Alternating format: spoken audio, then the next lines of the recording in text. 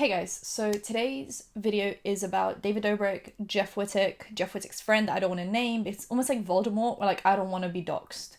So I'm just not even going to say it. Not that Voldemort was doxing Harry Potter, but it's just a name I can't pronounce right now. Not pronounce. My brain just is not working right now. I'm not going to talk about Jeff's friend too much or name him because he scares me. So I'm just going to vaguely describe him, and maybe that way I just won't summon him into my life. And then a bit of H3 in there, like a bit of Ethan Klein. And I think that is it. I kind of waited for things to develop. I think this is like a really, it's not serious, but it's like a more serious story. So I was just waiting for it to develop. And here we are, it's developed. Before we get into the video, I also want to talk about a new podcast I'm starting. It's called the A&E Podcast. And if you guys want, you can try and take a guess for who E is in the comment. Obviously A is me, but if you want to guess who E is and see if you're right, the podcast should come out either next week or the week after that. We're still trying to figure things out, but you can subscribe. The link will be in the description, and turn on post notifications so you will know when it comes out. Jeff Wittek has his main channel, his podcast, which is Jeff FM, and then he has his Patreon, which is obviously a paid platform where he posts exclusive content. Now, let's go back even more. Jeff Wittek is David Dobrik's old friend, David Dorbik being a vlogger. David Dorbik then heavily injured Jeff Wittek, causing multiple eye surgeries, like almost blindness in Jeff, and since then they have not been friends because, not even because David injured his friend, but because of his lack of remorse after he injured his friend, and then obviously their friendship fell apart. Jeff has his barbershop, which is like a show that he does where he interviews people while cutting their hair, his podcast with his friends, and then he has, like I said, a Patreon where he posts more exclusive content. So after they fell out, Jeff did this documentary about his eye injury, which kind of painted David in an okay light. Like, it made David look like just like a funny friend. Like, he's not too remorseful, but he's not malicious in this whole thing, which was an interesting move to make. But I guess, if you're in a toxic friendship, which I do believe a lot of David's friendships are toxic in the sense that he gains more from them than they gain from him, which is weird to say, but I just feel like David's whole career is made up of really extreme activities, and it just never seems like he's doing those extreme activities. So he's growing off of the fact that his friends are willing to do extreme things to continue being friends with David, and then he gets to film that and reap the benefits. Because in reality, he would not be willing to be thrown around in a crane, and he would not be willing to jump off a plane, and he would not, I think he did jump off a plane. You get the point. He does not jump into swimming pools and does the whole thing. He just kind of films it and laughs. They do all the activities, they do all the pranks, they humiliate themselves, they exploit pieces of their life for the vlog. And then David reaps the benefits. It's a bit of a toxic relationship if you really think about it. So David and Jeff fall apart. Jeff continues his podcast, continues kind of doing his thing, while also going under multiple eye operations, eye surgeries, like just continuing to try and better his health because he did almost lose an eye. So he has this Patreon, and recently a clip was posted on there where he's talking about David and Ethan, and he basically says Ethan, and he also talks about how he unfollowed David Dobrik on Instagram, that he's a fake friend, and he never reached out to Jeff to check on how he was doing. So that was kind of the general consensus. Now, Ethan had subscribed to the Patreon, Ethan being H3 Ethan, and he reacted to it and basically just spoke about how Jeff was starting to be more honest about kind of what went down, because before, like I said, he did maybe not defend David, but definitely paint him in a bit of a better light than what the reality was. And now he's seeming to open up more to talking about this whole thing. But he did also kind of be a bit like, why am I getting dragged into this? Why is it Ethan all of a sudden? But he seems to have a soft spot for Jeff, which I don't know why, but he just seems to have a soft spot for Jeff. So he's not too pissed off about that. Great.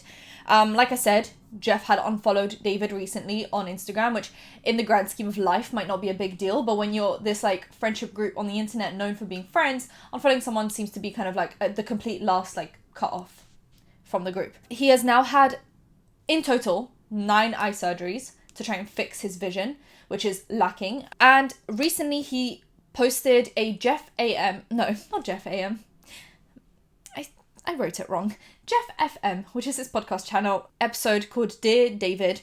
And the first bit isn't about David, but then he jumps back to his studio, and it's him and his friend that I'm not going to name.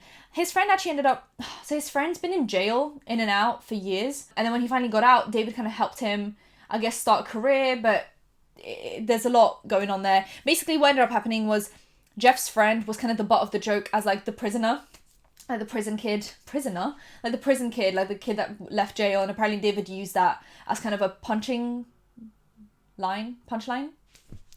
Why can I not speak today? Punchline. He used that as a punchline. And then wherever that friend went, like into shops, he'd get stopped and asked if he was stealing or not, because they saw him on David's channel as the kid that left jail and assume that he's still a criminal, essentially. So it was good for him, but it also brought more attention to the fact that he did leave jail. So in summary of what the podcast said, he realized things about David Dobrik now that he hadn't realized before, like, for example, how toxic the friendship was and how much David simply did not care that he had injured heavily his friend, like heavily changed the direction of his life and his vision. David Dorbik did not message Jeff after any of the surgeries, just to check up on him. He said 9 surgeries now. That gives you 9 opportunities to check up on your friend. None were taken. I just feel like not only is it your fault that your friend is injured, you did the injury. Like, not even indirectly your fault. It's not like David was standing behind a camera and was like, hey, film him on the crane, or like move him around. He wasn't like the one just pointing and directing. He directly was the one operating the crane, swinging Jeff around faster than they intended to, smacking him against metal, and making him undergo 9 surgeries now. It was a direct correlation between David operating the crane and Jeff now being half blind. So I just, didn't message him after any of the surgeries, including his most recent one. Also, David Dobrik recently apparently did a documentary, and the producer of that show, which apparently is Casey Neistat, I'm not sure where I heard that, but I'm pretty sure that's been in my brain somehow in the back of my mind, FaceTimed Jeff and basically was like, hey, I recently was producing this documentary and David was doing an interview in the documentary about the injury, and I just wanted to make sure that like you saw what he said before it went out into the public, because I don't want you to be blindsided, and I just think like I want to double check with you if this is actually true. And he showed a clip of David Dorbik basically talking about the crane thing and blaming it all on Jeff Wittek, basically saying that it was his idea, his fault, completely like just taking the blame off himself onto Jeff, which like, yes, Jeff is an adult man who agreed to do a stunt, but from what we find out through this podcast, Jeff had already done this stunt once with David before, and it was just slowly swinging him around the way he did with all the other people, but David wanted different scenery, like a different background, so they went onto the lake. The lake had about like a foot of water, like it really was not a lot of water, and David said he'd do it very slowly just to get a scenic view, a scenic shot for his vlog. And then suddenly he started swinging the crane around at full speed and then suddenly just stopped it. So it almost works like consent. If you're consenting to one thing, you're consenting to one thing. If that thing then mid-act changes, your consent is revoked. Because you do not consent to this, you consent to this. So this consent is still here. But if the act changes, the consent is not here anymore. And now you have to consent to this, which Jeff did not have the chance to consent to this, because mid-act, it changed. So his consent, in my opinion, is completely revoked. He agreed to a slow, scenic view. Instead, he got smacked against metal at full speed. I'm sorry to say it, consenting to slow, scenic view and consenting to full swing, not the same thing, just saying. So basically just blamed it completely on Jeff. David Dobrik then came after the accident to the hospital, but not to look after Jeff, but to edit clips off the vlog that made David look guilty. So parts where he was saying, hey, I'll swing it slowly. Hey, let's do it again.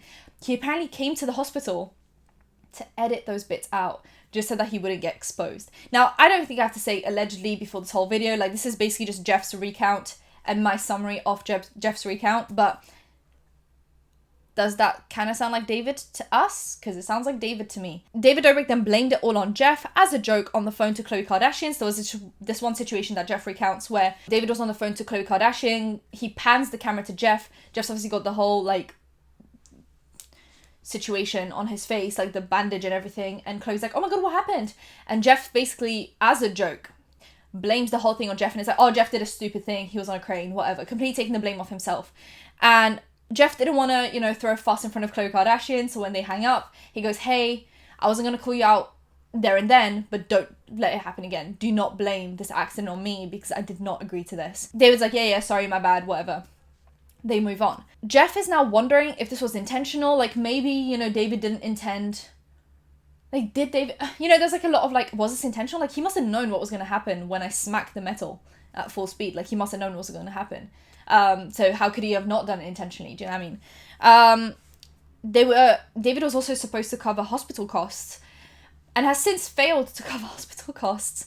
So because Jeff's name was written down on the like payment person at the hospital, so the money's coming out of his account, and then David was supposed to send the money to Jeff. Now that did not happen, and now Jeff has a ruined credit score because the payment came out of his account, but now he's in debt and the money was not sent to him, so he now owes money, and there's now interest being collected on that, and his credit score is now ruined. He has a blip in his credit score. Wonderful. He also regrets the way he made the documentary about the eye injury and surgery that I talked about 2 seconds ago, because of the way he painted David and the way he diminished everything that David did to, I guess, redeem the friendship that was already doomed from the start. So he now regrets the way he did that documentary. So since then, we've had H3 cover this whole story and laugh. So he was laughing at the friend of Jeff, because when Jeff was telling this like pretty emotional story, his friend was just like on his phone texting, like doing really random acts, and obviously Ethan just laughed at that. I mean, you know, if you're publicly on a podcast, people are allowed to criticize you or laugh or whatever, you know, they want to do.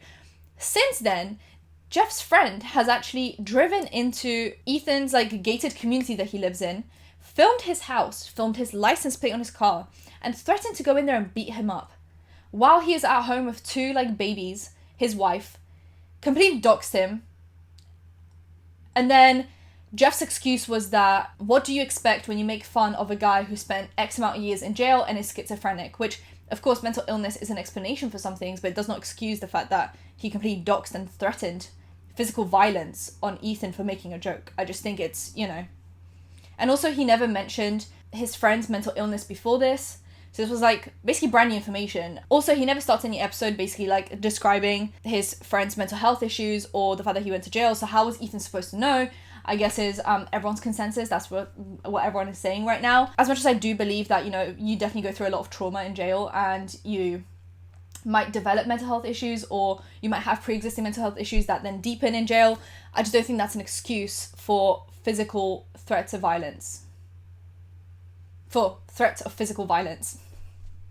My brain not working today. But anyway, that's what everyone's saying. People are just kind of confused as to how that was an explanation for the threats of physical violence against him, while also he has a wife and 2 kids at home, and doxing him to X amount of people. I don't know how many people watch the Instagram stories, but X amount of people. So that was kind of a, you know, sideline story. I don't really want to go into that too much because Jeff's friend seems to be doxing everyone. I personally don't want to be doxed. I know I'm in the UK and he's in America, but still, the threat is there. Then we also had the roast of Bryce Hall, which is a separate issue. So Bryce Hall was supposed to have a roast made for him, and Jeff was invited as one of the people, but apparently he made a few jokes on there about David that were cut out, and then he said he doesn't want to be in the roast anymore. He just tweeted out basically saying, like, I don't want to be in this roast anymore. Bryce then quote tweeted it and was very confused about why he doesn't want to be in it anymore. So that's a whole thing. But allegedly he just feels like people are not taking him seriously because of the David thing, but also that they're kind of like punishing him rather than David. So whenever he says something about David, it gets cut out, or people don't take it seriously or try and downplay it because everyone wants to be in David's good graces rather than Jeff's, because David is still the bigger YouTuber and he has kind of redeemed himself in the public eye because his views are basically back to normal. Like, he's not really suffered any consequences for anything that's happened. And I think that is it so far. I've tried to summarize this pretty quickly for you guys, just so you're getting like multiple podcasts summarized into small video that is like easy to digest. And that is it so far, I think. If you guys enjoyed the video, give it a thumbs up, comment down below anything to comment down below, and subscribe because I post videos every time something happens. So hit that bell, you'll be notified when that's happening. Social media links, any of the links in the description. I'll see you in my next one. Bye guys.